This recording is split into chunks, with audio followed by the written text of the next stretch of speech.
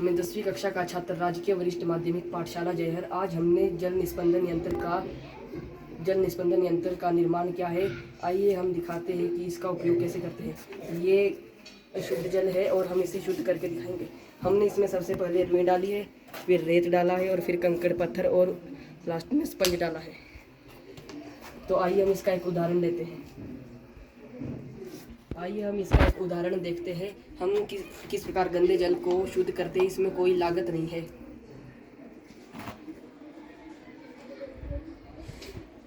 निकला नहीं पाता।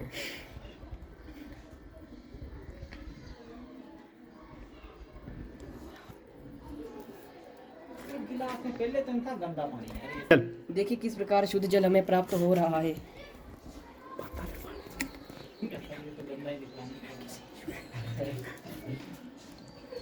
फिर बोला मैं फेंक दी।